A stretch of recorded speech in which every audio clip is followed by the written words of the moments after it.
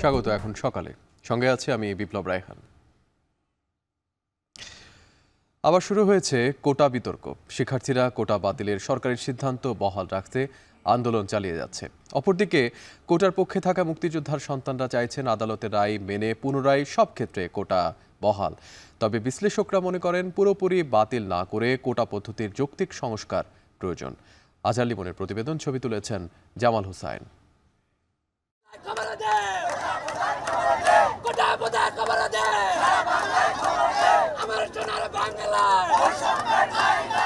বিশ্ববিদ্যালয় শিক্ষার্থীদের এই আন্দোলনে যেমন আছেন সদ্য পড়াশোনা শেষ করা চাকরি প্রার্থীরা, তেমনি তাদের সঙ্গে যোগ দিচ্ছেন অধ্যয়নরতরাও। যে কারণে পুরো দেশব্যাপী বিশ্ববিদ্যালয়গুলোতে তৈরি হচ্ছে অচলাবস্থা। বন্ধ আছে পরীক্ষাসহ শ্রেণী কার্যক্রম।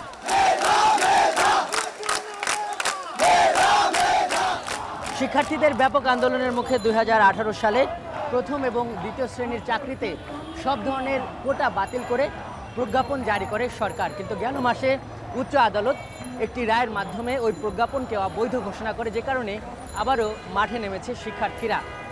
ওই রায়ের বিরুদ্ধে আবার আপিল করার সুযোগ রয়েছে, যে কারণে বিষয়টি বিচারাধীন। কিন্তু প্রশ্ন হলো, এমন পরিস্থিতিতে আবার কেন আন্দোলন করছে ছাত্ররা?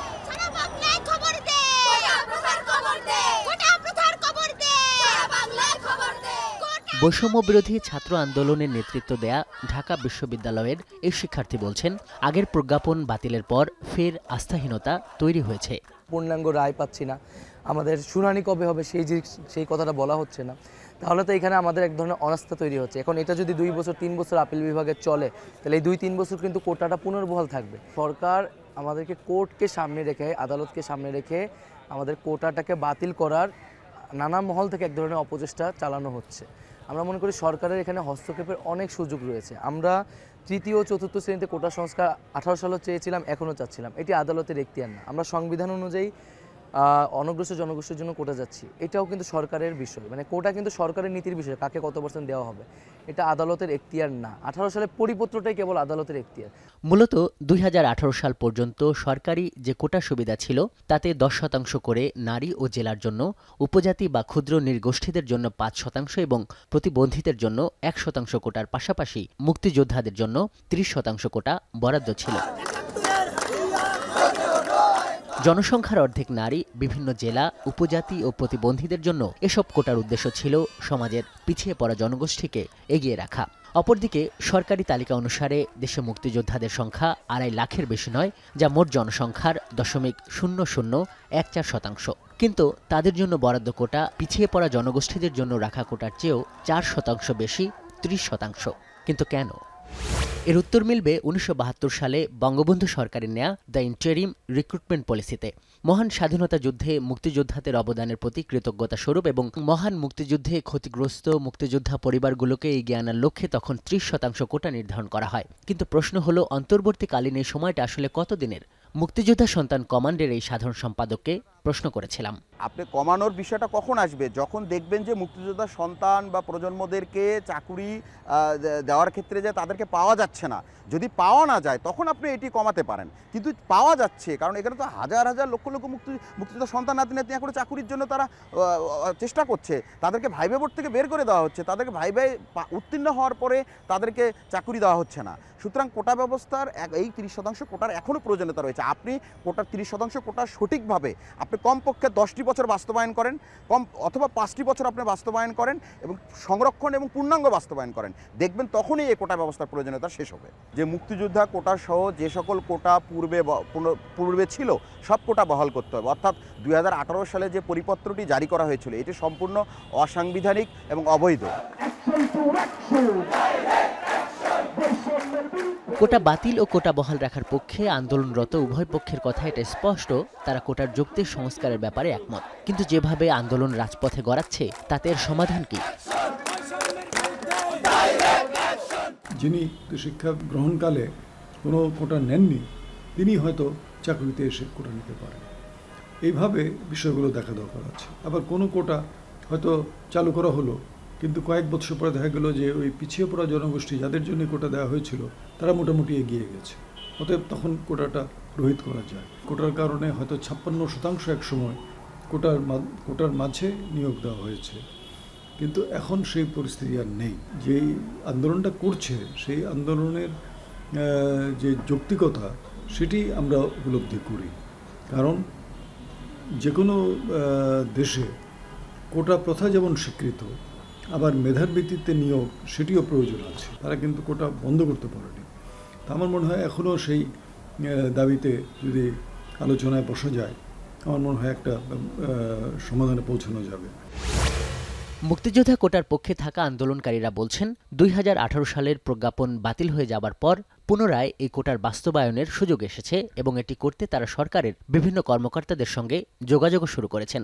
অপরদিকে কোটা বাতিলের আন্দোলনও নতুন মাত্রা পাচ্ছে দিনকে দিন।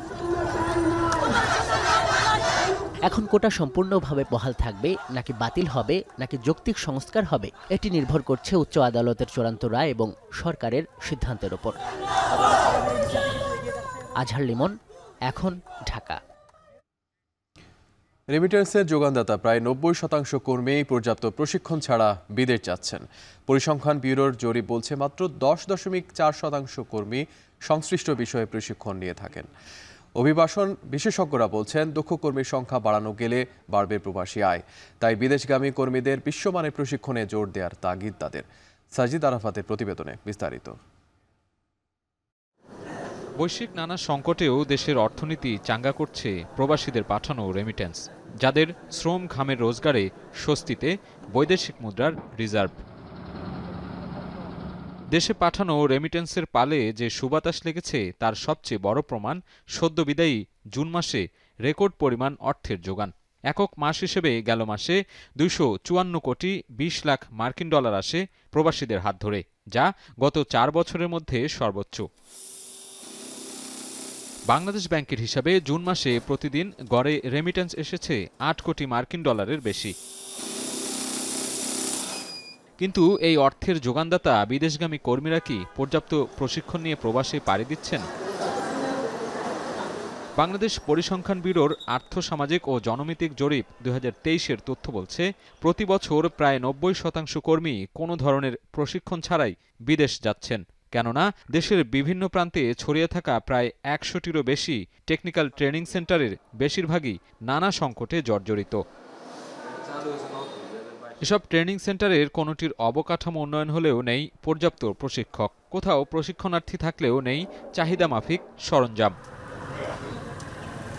2007 সালে প্রতিষ্ঠিত প্রবাসী অধ্যুষিত নরসিংদীর ট্রেনিং সেন্টার তেমনই একটি। বর্তমানে নিয়োগ জটিলতায় ভুগছে প্রশিক্ষক সংকটে, রয়েছে ল্যাব ও শ্রেণীকক্ষের সংকটও। এতে বিদেশগামী অনেকেই পাচ্ছেন না যথাযথ প্রশিক্ষণ। দেখা গেছে যে জায়গায় 20 জন বা 30 জনের ক্লাস, ওই জায়গায় 100 জনও বসায় ক্লাস নেওয়া হয় আর কি। ড্রাইভিংয়ের ট্র্যাক নাই, ট্র্যাক না থাকার কারণে আমাদের ড্রাইভিং শেখাটাও অনেক সমস্যা হচ্ছে, স্পেসগুলো অনেক ছোট। সবার উদ্দেশ্যে এই কথাটাই বলতে চাই, যেন বিদেশে যাওয়ার আগে যেন মানুষ প্রশিক্ষণ নিয়ে যায়, হাতের একটা কাজ জেনে যায়, তাহলে ভালো একটা পজিশনে যাওয়া সম্ভব। আমাদের বৃহৎ সংকটগুলো যেগুলো আমাদের স্পেসের সংকট, জায়গার সংকট আছে আমাদের কিছু ল্যাবের, এই ব্যাপারে আমরা ঊর্ধ্বতন কর্মকর্তাকে জানিয়েছি বিষয়গুলো। মুন্সিগঞ্জের চাকচিক্যময় এই সেন্টারে সরঞ্জাম থাকলেও নেই পর্যাপ্ত প্রশিক্ষক ও প্রশিক্ষণার্থী।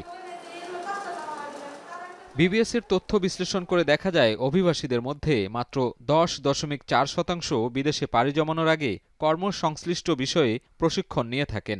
এর মধ্যে 47.66% দক্ষতা অর্জন করেন বেসরকারি বিভিন্ন প্রতিষ্ঠান থেকে, আর সরকারি প্রতিষ্ঠান থেকে প্রশিক্ষণ নেন 40.54% মানুষ।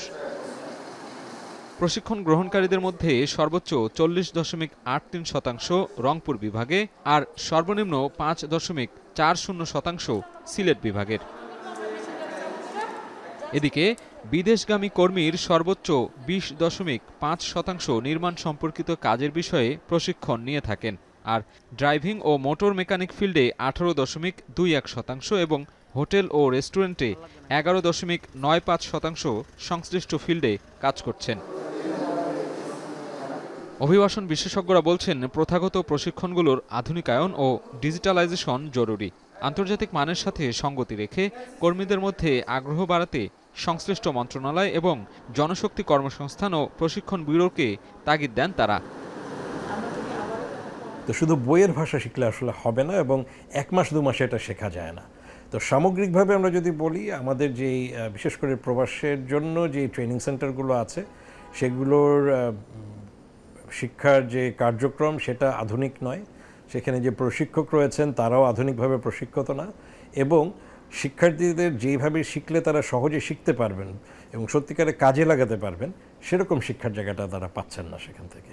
সার্টিফিকেট না, আসলেই যে তার শেখাটা জরুরি এবং সেটা শিখলে যে ওখানে গিয়ে আসলে তার অনেক কিছুই তার সুবিধা হবে, এইটা কিন্তু তার নিজের মধ্যে তৈরি হয় না বা তৈরি করা হয় না। বিদেশগামী কর্মীদের দক্ষ করে তোলার দায়িত্ব বিএমইটির। তবে এ বিষয়ে জানতে চাইলে ক্যামেরার সামনে কথা বলতে আপত্তি জানায় তারা।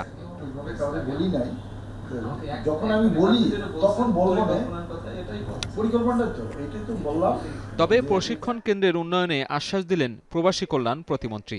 প্রশিক্ষণের যে সমস্ত জিনিস এগুলো অত্যন্ত পুরাতন, যে কারণে আমি আমাদের মন্ত্রণালয়ের সচিব সহ আমরা বসে আলাপ আলোচনা করে নতুন এই বিশ্বের সাথে তাল মিলিয়ে চলতে হবে। নতুন সরঞ্জাম দিয়েই আমরা ট্রেনিং দেওয়ার লক্ষ্যেই আমরা এখন প্রত্যেকটি টিটিসিকে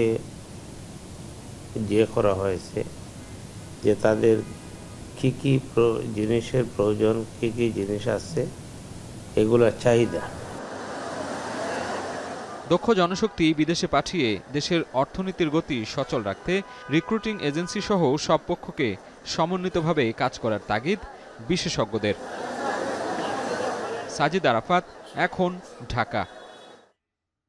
এখন সকালে নিচ্ছি ছোট্ট একটা বিরতি, ফিরছি একটু পরে।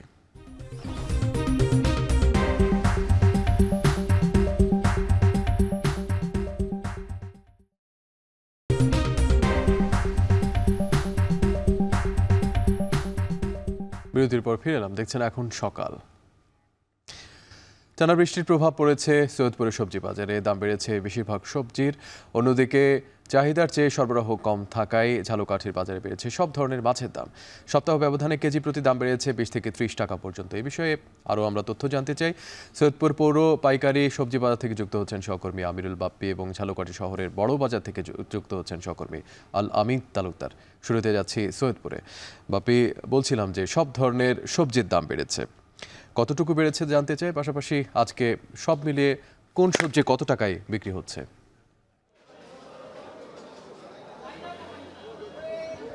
বিপ্লব, বলতে গেলে প্রায় সব ধরনের সবজির দামই বেড়েছে আজকে আমি সকালে এসে যেটি দেখেছি, এবং সব ধরনের সবজির দাম 5 থেকে 10 টাকা পর্যন্ত বেড়ে গেছে। বিশেষ করে যদি বেগুনের কথা বলতে চাই, যেটি গোল বেগুন সেটি বিক্রি হচ্ছে 60 টাকা কেজি, যেটি 50 টাকা ছিল।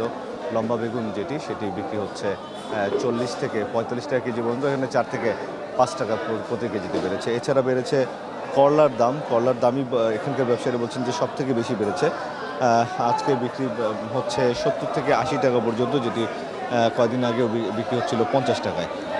এছাড়া বেড়েছে হচ্ছে পটলের দাম, বেড়েছে চাল কুমড়ার দাম, বেড়েছে মিষ্টি কুমড়ার দাম, বেড়েছে অন্যান্য যেসব গ্রীষ্মকালীন সবজি আছে। আপনি নিশ্চয়ই জানেন যে এই সময়টাতে এমনি থেকেই একটু সবজি কম থাকে বাজারে, কারণ যেহেতু বর্ষা মৌসুম, এই মৌসুমে সবজি আবাদ কম হয়, সবজি ক্ষেতগুলো নষ্ট হয়ে যায়, যার কারণে সবজি একটু এমনি থেকেই কম থাকে। তো সেটার প্রভাব আরও বেশি পড়েছে। টানা কয়েকদিন ধরে বৃষ্টি হচ্ছে, সবজি সংগ্রহ করা যাচ্ছে না ফসলের ক্ষেত থেকে, এই কারণে ব্যবসায়ীরা বলছেন যে দাম বেড়ে গেছে।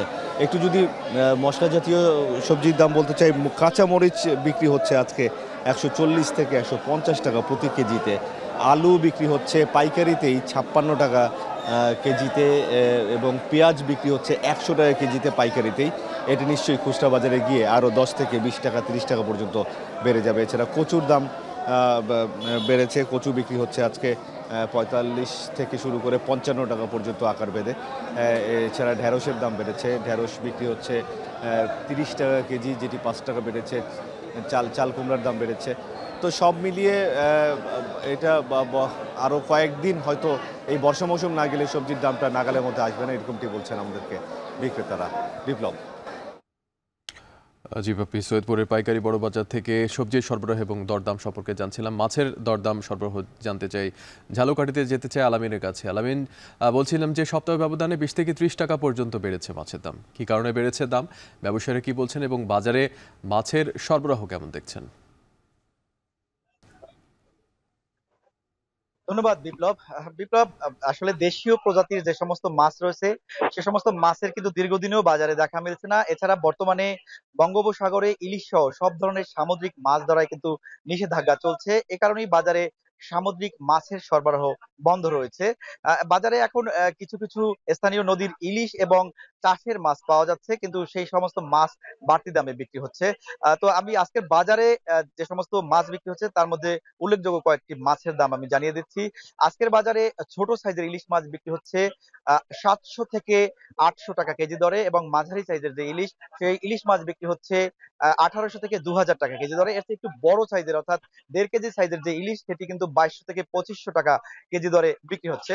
বিপ্লব, এছাড়া যে রুই মাছ রয়েছে সেই রুই মাছ আকার ভেদে বিক্রি হচ্ছে 300 থেকে 400 টাকা কেজি দরে, এবং কাতল মাছ বিক্রি হচ্ছে 350 থেকে 500 টাকা কেজি দরে। শিং মাছ বিক্রি হচ্ছে 500 থেকে 600 টাকা কেজি দরে। কই মাছ বিক্রি হচ্ছে 200 থেকে 250 টাকা কেজি দরে। তেলাপিয়া মাছ বিক্রি হচ্ছে 200 থেকে 250 টাকা কেজি দরে।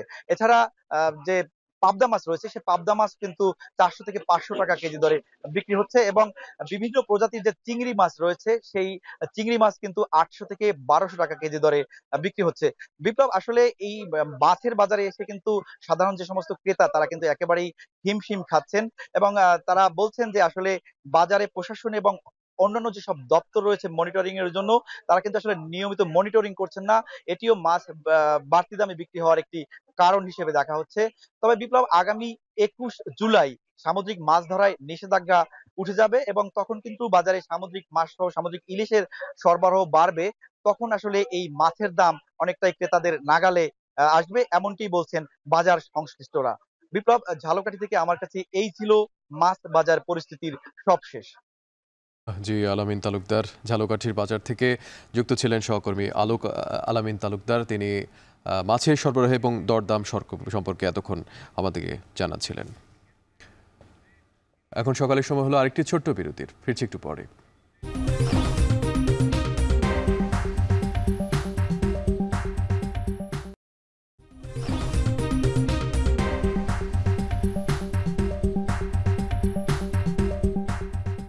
বিরতির পর ফিরে এলাম, দেখছেন এখন সকাল।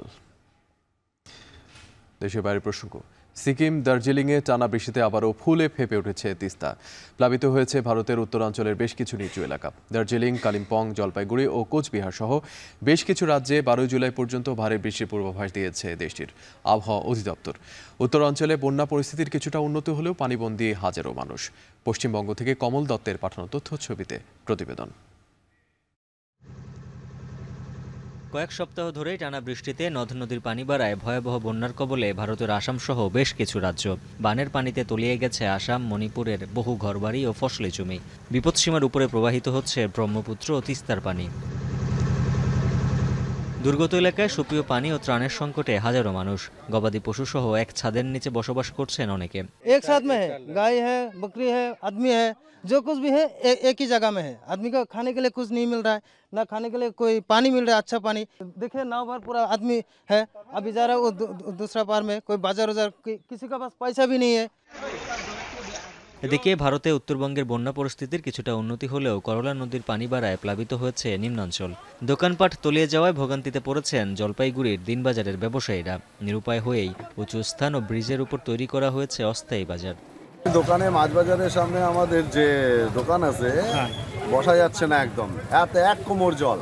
বাধ্য হয়ে আমরা আসলাম ব্রিজের উপরে। এখানে এই যে জল নিকাশের জন্য যে একটা ড্রেন, সেই ড্রেনটা আজ পর্যন্ত কাউন্সিল আর দীর্ঘ 6 মাস ধরে পাড়াবাসী আমরা কমপ্লেন করার পরেও ড্রেনটাকে পরিষ্কার করলো না। ঘর ভর্তি তো জল, চকি টুকি ডুবে গেছে। আচ্ছা, অবস্থা খুবই খারাপ, অনেকের ঘর বাড়ি ডুবে গেছে। এদিকে বৃষ্টিপাত অব্যাহত থাকায় দার্জিলিং, কালিম্পং, জলপাইগুড়ি, কোচবিহার এবং আলিপুরদুয়ার সহ বেশ কিছু রাজ্যে আগামী 12 জুলাই পর্যন্ত ভারী বৃষ্টির পূর্বাভাস দিয়েছে আবহাওয়া বিভাগ। এখন পশ্চিমবঙ্গ। এই ছিল এখন সকালের আয়োজনে। এখন টেলিভিশন ওয়েবসাইটে দেখতে ভিজিট করুন www.ekhon.tv-তে। এছাড়া ফেসবুকে দেখতে ভিজিট করুন facebook.com/tv.ekhon। পাশাপাশি ইউটিউবে দেখতে ভিজিট করতে হবে youtube.com/c/ekhon tv-তে।